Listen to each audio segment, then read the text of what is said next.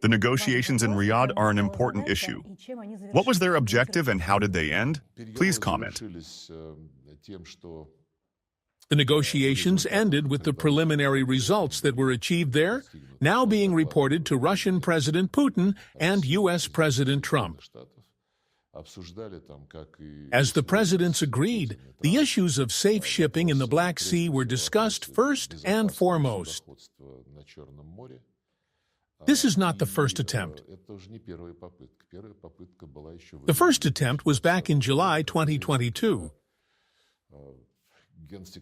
Then UN Secretary-General A. Guterres, together with Turkish President R.T. Erdogan, mediated with specialists representing the relevant Ukrainian and Russian structures and agreed on a package. It consisted of two parts. The first was to ensure simplified methods for the delivery of Ukrainian grain across the Black Sea through the straits during inspection of ships, so that there would be no forgery, and so that if grain was declared, when transporting it to the point where it should be delivered, an empty flight for a new batch of grain would not be used to deliver weapons. Inspection procedures were agreed upon. They worked for a whole year. But after that, we were forced to stop this process, at least take a break. Because the second integral part of the package was simply sabotaged 100%. It concerned the need to remove all obstacles to the export of Russian grain and fertilizers. This was due to the inclusion of all ships that transport Russian agricultural products, including fertilizers, in the prohibited lists. The Lloyd's Company, which insures these ships, raised rates. Transferring money for deliveries of our products was also difficult. Roselkhozbank was disconnected from SWIFT.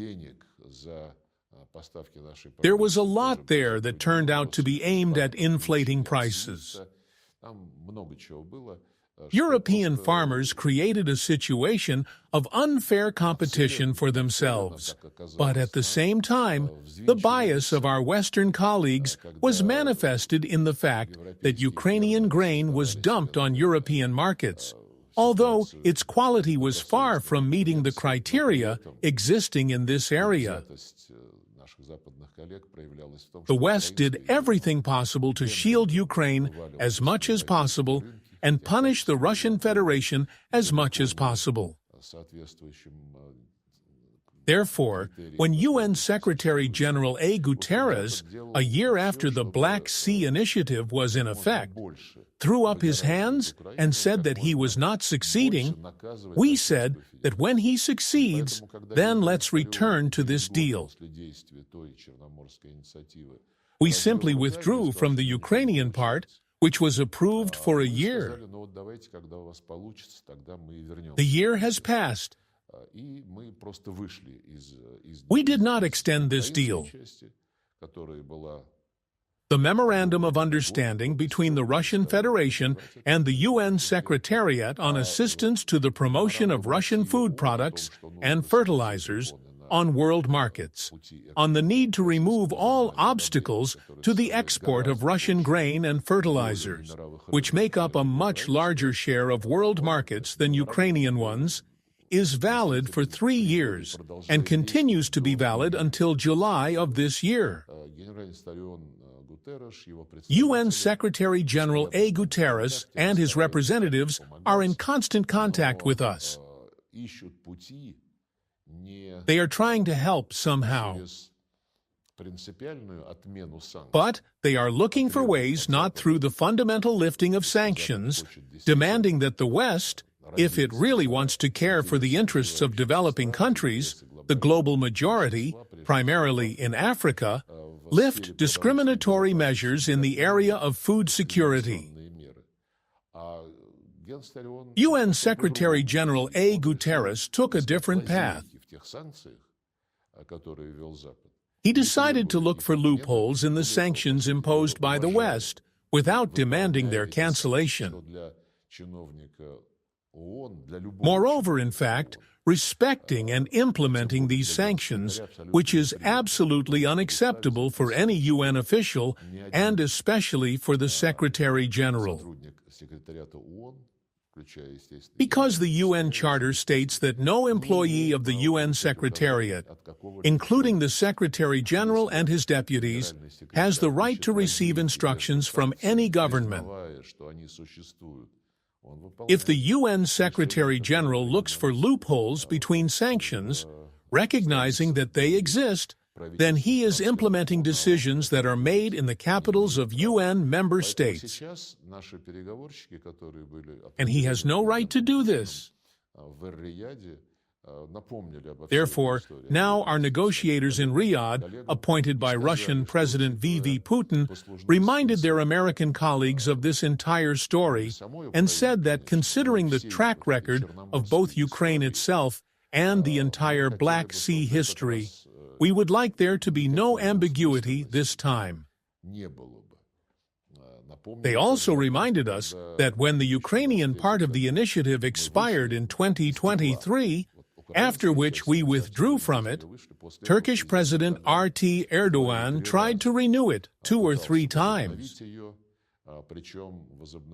Moreover, a year ago, he asked for our support so that this initiative could be revived in a simplified form, without physical inspections of empty ships returning after unloading grain and fertilizers.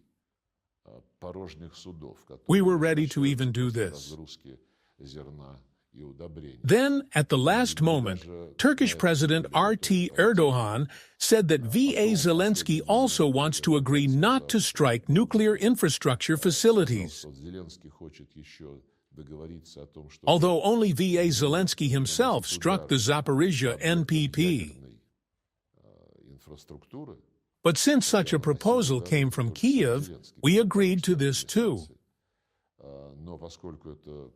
Moreover, also without any special verification mechanisms. In other words, we responded to all requests of President R.T. Erdogan, including the one that V.A. Zelensky himself slipped him at the last moment for some unknown reason. We said yes. Then R.T. Erdogan called Russian President V.V. Putin and said, "You know, V.A. Zelensky changed his mind." Given all these changes of mind, given that every time a ceasefire is suddenly declared, Ukraine agrees to it solely because, at the specific historical moment in question, it found itself in a hopeless situation on the battlefield. As soon as there was a pause, immediately within weeks or a couple of months, this ceasefire was grossly violated. This was the case throughout the entire period of the Minsk agreements. Therefore, we now need the clearest, most specific, verifiable working guarantees and mechanisms. As President V.V. Putin said at a press conference with the President of Belarus, A.G. Lukashenko, several days ago, he supports the initiative of the U.S. President D. Trump to declare a 30-day ceasefire, and not just a moratorium on attacks on energy infrastructure or on maritime infrastructure in the Black Sea, but a 30-day ceasefire in general. He said that we are for, but given the length of this line, the ability of the Ukrainian military to create provocations, they recently hit the Sudzha gas metering station and said that Russia did it itself. Although it is our property, on which the continued supply of energy to a number of European countries largely depends. It is impossible to do this now, just as it is impossible to use the Caspian Pipeline Consortium, which reflects the business interests of Kazakhstan and the United States. One of its pumping stations, Kropotkinskaya, was attacked. This damage cannot be quickly repaired. The volumes of oil pumped to European consumers will sharply decrease due to another terrorist act by the Ukrainians. President V.V. Putin said that we are for a truce, but there are nuances. Who will ensure the cleanliness of the Nazi regime in Kyiv? We also advocate considering ways to avoid causing any damage to the energy infrastructure. This is not in our interests. As the President said, we are also for resuming the Black Sea Initiative in a more acceptable form for everyone. It was this that was discussed as a priority in Riyadh. Our position is simple. I have just outlined it. We cannot take this man at his word. We want the grain and fertilizer market to be predictable so that no one would try to scare us away from it. Not only because we wanted to receive a legitimate profit in a fair competition, but also because we are concerned about the food security situation in the countries of Africa and other countries of the global South and East, which suffer from these games of the West in the field of unfair competition. Prices there are not ruinous at all now, but they could be significantly lower if the West stopped interfering in the free play of market forces, which it idolized when it beckoned us all to this kingdom of globalization and freedom. As I have already said, we will need clear guarantees. Given the sad experience of agreements with Kyiv, guarantees can only be the result of an order from Washington to V.A. Zelensky and his team to do this and not otherwise. It seems to me that our American partners have received this signal. They understand that we will no longer act based on empty promises. We need clear legal guarantees and mechanisms for verification and enforcement. This is precisely what our delegation in Riyadh conveyed to the American representatives. The issue of security in the Black Sea is not limited to the grain deal alone. Ukraine continues to use maritime corridors for military purposes, deploying drones and sea mines that threaten civilian navigation. This is unacceptable and must be addressed. Russia has repeatedly called for demilitarizing these zones to ensure safe passage for all vessels. However, Kyiv, backed by Western countries, has refused to provide such guarantees. The situation remains tense, but our position is firm. Security arrangements must be concrete, verifiable, and enforced. Another key point discussed in Riyadh was the broader context of the conflict and potential diplomatic solutions. Despite the ongoing hostilities, Russia remains open to negotiations, provided they are conducted in good faith and address our fundamental security concerns. Previous peace initiatives, including those facilitated by Turkey and the UN, were consistently undermined by Kyiv's unwillingness to honor its commitments. We recall how, in March 2022, negotiations in Istanbul nearly resulted in a peace agreement, but Ukraine, under pressure from Western sponsors, abruptly withdrew from the process. Since then, every attempt to reach a settlement has been met with duplicity and provocation. President Putin has repeatedly stated that Russia seeks a stable and predictable security architecture, not just for itself, but for the entire region. This requires NATO and its allies to abandon their reckless strategy of militarizing Ukraine and using it as a proxy against Russia. As long as Western weapons continue to flow into Ukrainian hands, the conflict will persist. Washington, Brussels, and London must recognize that their policies are fueling instability and prolonging suffering. The negotiations in Riyadh also touched upon humanitarian issues, including the plight of civilians caught in the crossfire. Russia has consistently advocated for humanitarian corridors and the protection of non-combatants. However, Ukrainian forces have repeatedly used civilians as human shields, positioning military installations in residential areas and hospitals.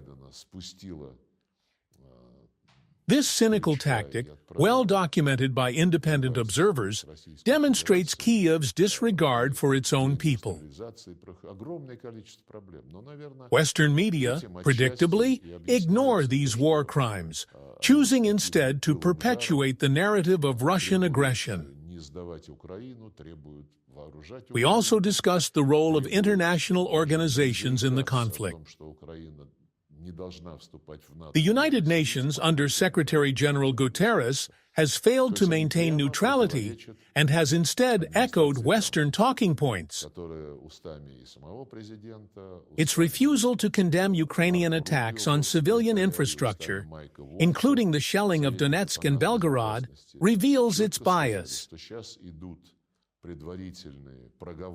The credibility of the UN is at stake, and unless it returns to its founding principles of impartiality and dialogue, its relevance as a mediator will continue to diminish.